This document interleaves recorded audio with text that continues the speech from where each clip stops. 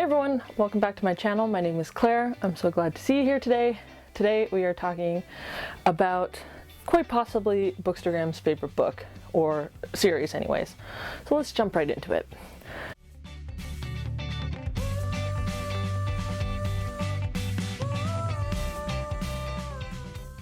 You may have some ideas floating around in your head about what this book is, but I will leave you wondering no longer. I just finished reading A Court of Thorns and Roses by Sarah J. Maas. So there might be equal parts, groaning and cheering in the audience. This book is everywhere, absolutely everywhere, on all kind of bookish spaces, here on YouTube, TikTok, Instagram, all over the place. And yeah, I was kind of apprehensive going into this. Right when I started entering these kind of spaces, I was like, I don't know if I really want to ever read these books.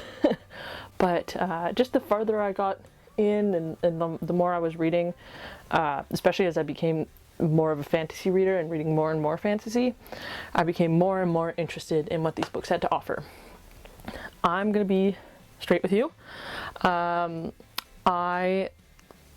didn't have high expectations for this book. I knew off the bat that there were going to be things that I wasn't going to enjoy about them, and I wanted to read this book not having these kind of negative expectations, like a self-fulfilling prophecy. I didn't want to go into this book reading it just to hate it, nitpicky and just looking for things I knew I wasn't gonna like. I really wanted to enter this book just being unbiased and just be like, what does this have to offer for me?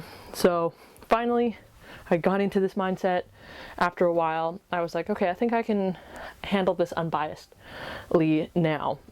So I read it over the span of a couple days, and overall this is probably one of my most conflicted reviews in a way. There are definitely things I really liked about this book, or I don't know, it was very confusing. I liked them, but I don't think that there were I liked things about this book that I think were also bad. I don't know if that makes sense. But I did enjoy reading this. This was an enjoyable read, and I am looking forward to reading the sequels. I think that there were things that were not good about this book as well. But I think going in with no expectations, or as little expectations as I could, helps me to just embrace all of what this book has to offer. So yeah, overall I liked it. I just think that there were some aspects that were not strong. So with that in mind, I am going to break this review into 3 shorter parts. So basically what I liked about the book in general, across the board, what I didn't, or what I thought was not great about the book. So objectively, things that I thought were just not great. And then what I didn't like personally. Because if you've watched this channel, if you've engaged with any of my content before, you know that I have things I just don't like. Certain tropes, certain character types, plotting devices, all that kind of stuff, that are just my personal taste. So I want to keep what I think is actually not strong about the book and what I personally don't like separate, just to keep it, a straight line in terms of what is just my opinion and what I think I can state more objectively. So I'm also working really hard to try and keep this book in the frame the whole time and not set it down so you can see it. What I liked about this book, we're going to start with the positives. Overall, it's hard to pinpoint an exact feeling, but this was an enjoyable read. The bare bones of the story I think was enjoyable. Obviously, I think this author, Sarah J. Maas, is known for taking stories we're already familiar with and then adapting them into another world. So I got a lot of the inspirations behind this book, Beauty and the Beast. I also got a lot of kind of Jane Eyre vibes from this as well. I don't know if that was just me, but I did some plot points I felt were beat for beat Jane Eyre. That being said, I actually liked reading the adaptions. It's fun because I already know where the story is going a little bit. I'm like, ooh, okay, I know what this story is. And plus, a lot of these stories that are adapted into other things can be challenging to read, Jane Eyre is great. I love Jane Eyre, but it's a long read. It's from the 19th century. Like, some of the language can be archaic, some of the things in it can be confusing, so it is fun to read like story adaptations in this way. So that didn't bother me. I liked it. Yeah, I liked the inspirations it pulled from. I thought the romance was interesting. I mean, just as a disclaimer, because I do, you know, I have a Bookstagram account. I'm on YouTube and stuff like that. I know most of the plot points, the major ones. Not a lot of the spoilery ones, but like, I know that like the love interest in this, Tamlin, is not like the love interest in the rest of the books. Like, I know that there's like stuff like that. It's hard to avoid when for the first 11 months of your Bookstagram account, you didn't think you were going to read this, so you just saw spoilers and were like, okay, whatever. So yeah, so like the romance that was written, even though it's kind of like a red herring in this first book, I did enjoy. I thought it was interesting.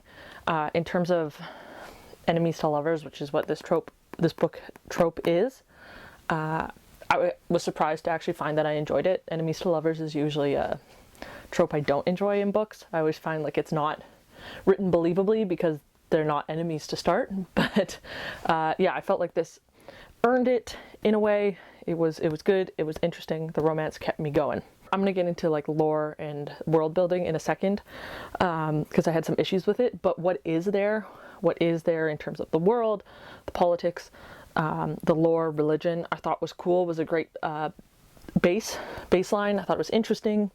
I liked the idea of like the cauldron, and I loved all the different types of like fairies and fae. I thought they were really cool. And I like the idea of the like fairy lands like having perpetual, you know, autumn or spring or things like that. So yeah, in like the most basic form, I think what is here in terms of world building and lore is interesting. But leading into what I think is not great, more objectively, I just felt like there wasn't enough like world building, lore, that kind of stuff. I wished that there was just more development of that in this first book. It's not a huge book. It's just over 400 pages. I just feel like more time could have been spent talking about that stuff, and understanding like what the rules are in this world. You know, stuff like how the spring court is like perpetually in spring, and like the winter court and a spring, sorry, I already said spring, winter, autumn, summer, that's the word I'm looking for. I wish there was more talk about that, development more of the politics and the history, especially relations between human and fae. Stuff like learning what the wall is more.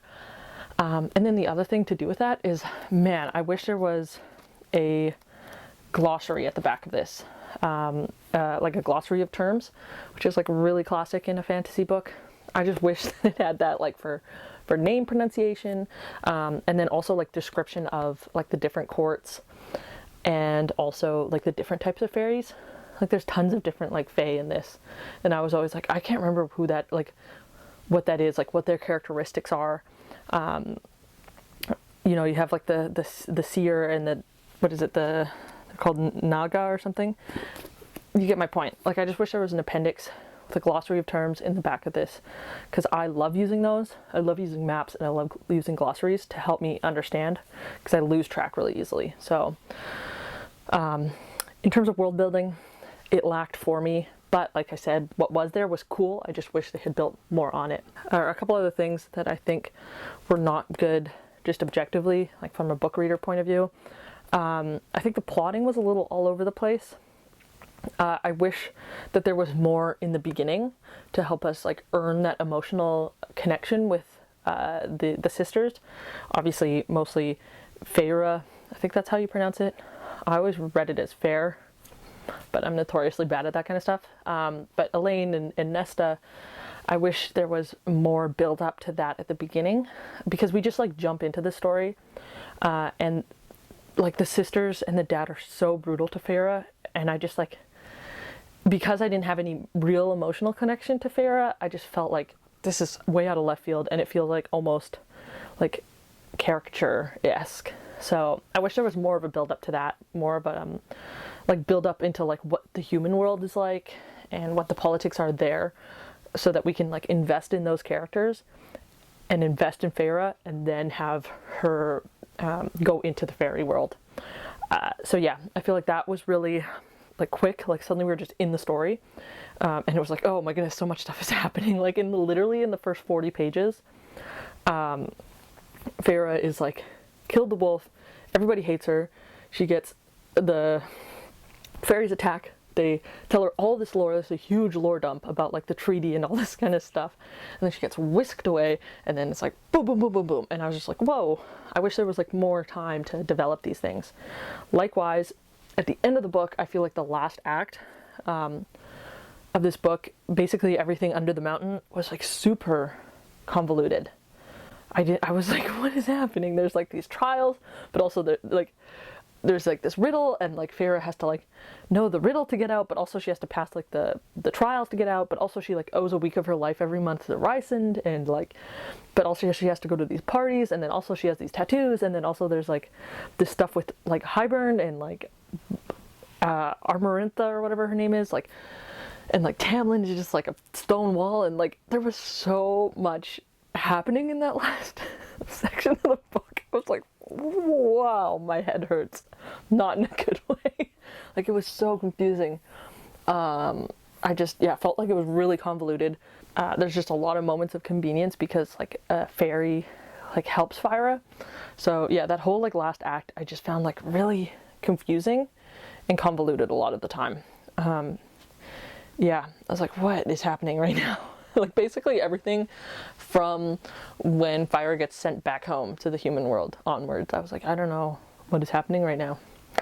But anyways, biased things that I didn't like about this book, things that are my own personal opinion. Y'all already know that I'm a history girl. I love my history. I love historical references in books. I love fantasy specifically that has really clear aesthetic choices that are drawn from history. That's a personal choice. I love it. This book was bad for that, and I was very sad. I knew this kind of going in, which was one of the things I was apprehensive about reading this book. But yeah, I just wish that there was like a chosen historical timeline. Like, not like that it has to be set in our world in a certain time. I just wish that there were aesthetic choices that kind of pointed to a human historical moment, in things like the architecture, the gowns, like, because we just get like this kind of convoluted thing of like, you know, they don't have guns, so it's like a pre-industrial society. They wear swords and use knives and stuff like that. So like pre-industrial in that way. But then like the women wear like really beautiful like modern dresses and stuff like that. And like, I don't know, it was just, I love when stories have clear historical references. I think a great recent example of that would be Priory. The author really took the time to like set it in a specific era, or draw from a specific era more. And it helped me kind of understand what the world was like. I was just really invested in it, and I just wish that this had a specific like aesthetic, so that you could just understand. I mean, me personally, when I was imagining this story, I was thinking like, oh, what era would I place it in? Like, what would be really cool? And then, you know, the more and more Jane Eyre that I got from this book, like a nice mid-19th century kind of 1850s, 1860s maybe story or aesthetic, I just thought would be so cool. Those huge like crinolines, like big ball gowns, off the shoulder kind of thing, hair in these low buns, and like translating that into the architecture too, like these huge like Georgian homes that like Tamlin lives in with these like big English gardens, I think would be really cool for the spring court. That's what I imagined in my head anyways. But yeah, that was a personal pet peeve. I just don't like when a book is wishy-washy on its historical time and doesn't have like a clear aesthetic, but that's a personal thing. What other personal things? I mean, I just hate not like the other girl tropes. Feyre kind of gave me those vibes. She's like, oh, everybody, like, it's just like her sisters hate her at the beginning of the book. Her dad's like a bump on a log. And because there was no emotional investment in that, I just had a hard time sympathizing with Feyre. Once the story gets going and you learn a little bit more about her character, I was like, okay, I get it. But yeah, right off the bat, I wasn't into it. Yeah, overall, I know I just like a bunch of negative things. I actually did enjoy this book. I really did actually enjoy reading it. I thought it was cool. I was thinking about it after I read it, looking forward to reading the sequel. There's just some things about it that bothered me, but the actual act of reading it was enjoyable. So yeah, for me, I think on Goodreads, I'm giving this like a 3.25, 3.5. I have heard, which is giving me hope, that the sequel is like really, really good. So I'm excited to read the sequel, which is that one Mist and Fury? Or Wings and Ruin? I can't remember, I don't know. But yeah, that's my review. If you love this book, if you hate this book, let me know why in the comments. I'd love to engage in some discourse on it. Let me know if there's something I didn't touch on about this book that you like or dislike, or build on something I already mentioned. But that's it, that's my review. Court of Thorns and Roses by Sarah J. Maas.